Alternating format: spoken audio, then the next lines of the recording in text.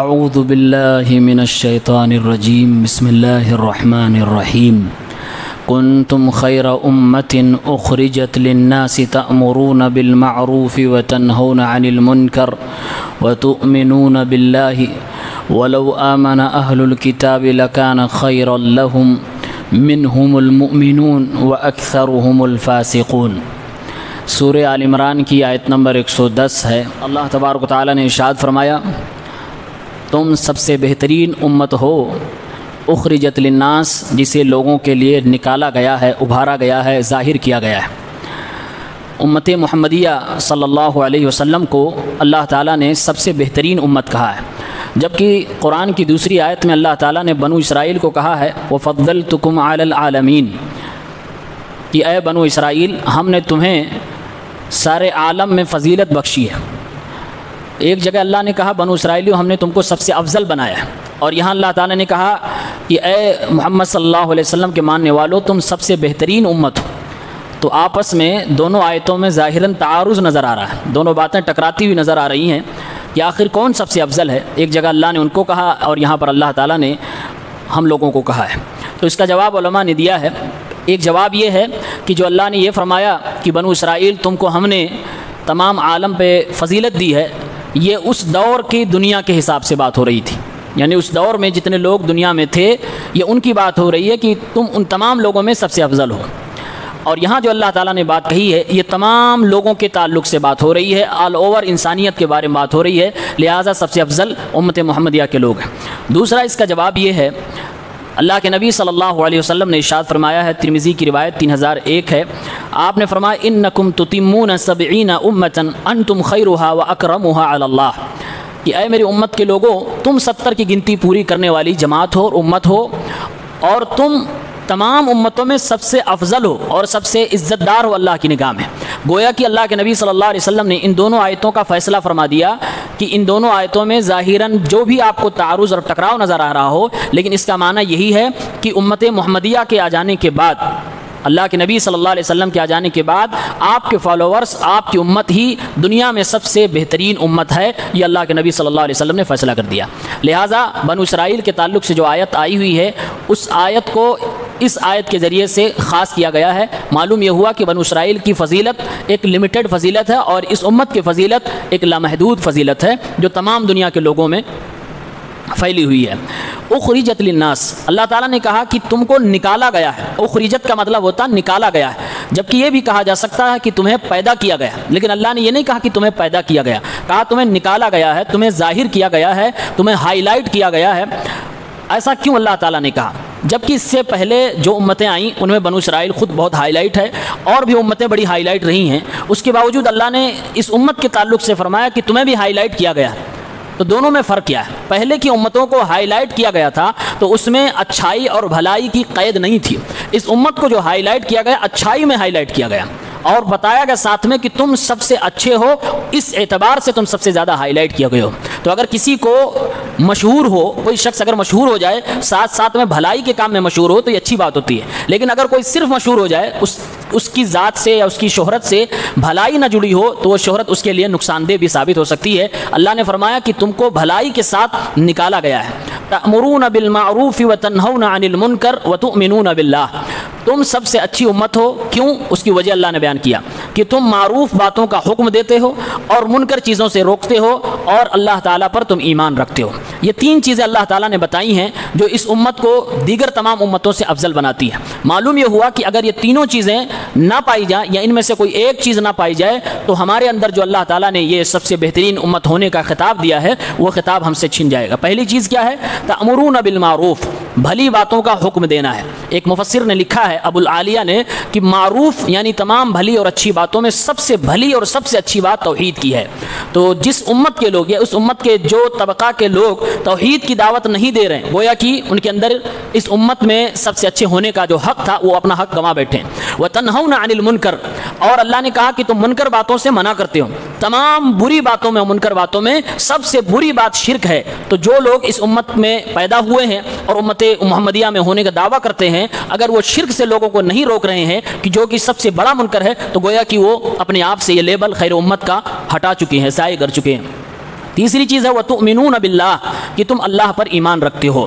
اللہ پر ایمان رکھنے کا مطلب یہ ہے کہ تمام ان چیزوں پر ایمان رکھنا جن کو اللہ تعالیٰ نے ایمان لانے کے لیے کہا ہے، جن پر اللہ نے ایمان لانے کے لیے کہا ہے، فرشتوں پر، نبیوں پر، کتابوں پر، آخرت کے دن پر، تقدیر پر، اور عمل کرنے کے لیے تمام چیزیں، پوری شریعت اس کے اندر داخل ہے، اس لیے اللہ تعالیٰ نے کہا وَتُؤْمِنُونَ بِاللَّهِ۔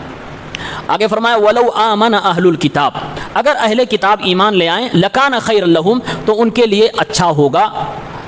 خاص طور سے اللہ نے اہل کتاب کا کیوں ذکر فرمایا؟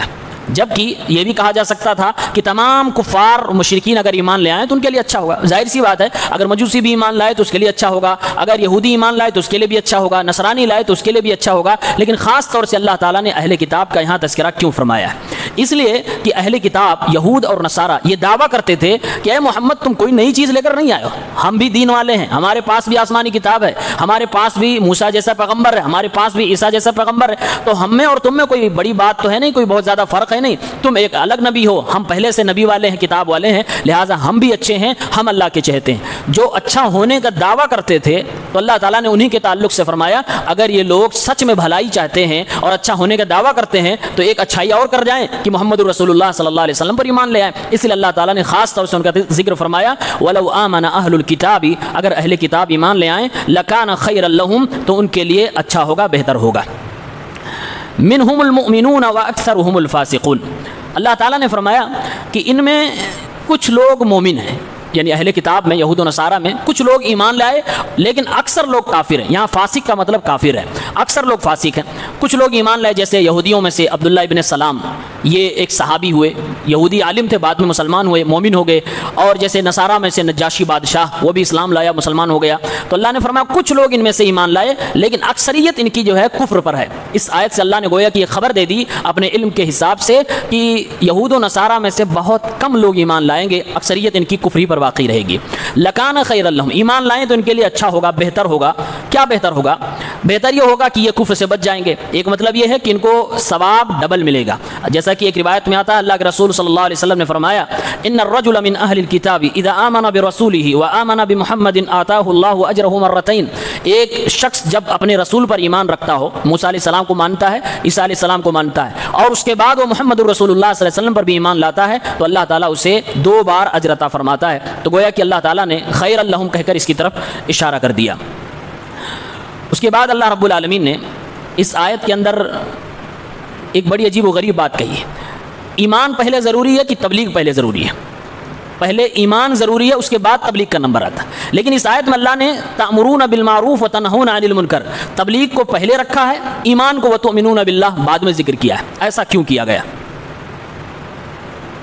کہا اس لیے کہ یہ تبلیغ اور اچھی باتوں کا حکم دینا، بری باتوں سے روکنا، یہ وہ خصوصیت و کوالٹی تھی جس کی وجہ سے اس امت کو اللہ تعالیٰ نے اوپر اٹھایا، ہائی لائٹ کیا اور اس کی فضیلت بتائی اور کہا کہ اس کی یہ امتیازی شان ہے، اس لیے اللہ تعالیٰ نے اس کو پہلے بیان کر دیا۔ جبکہ یہ بات مسلم ہے کہ بغیر ایمان کے اگر کوئی تبلیغ کرتا ہے تو اس کی تبلیغ کی کوئی حیثیت نہیں اور وہ تبلیغ صحیح کرے گا بھی نہیں۔ ایمان کے ساتھ تبلیغ ضروری ہے، لیکن یہاں پہلے ذکر اس لیے کیا گیا تاکہ تبلیغ اور امر بالمعروف اور نہی عن المنکر کی اہمیت پتہ چل جائے اور اس امت کو کس لیے اللہ تعالیٰ نے باقی امتوں میں افضل قرار دیا ہے وہ وجہ دنیا والوں کے سامنے آ جائے۔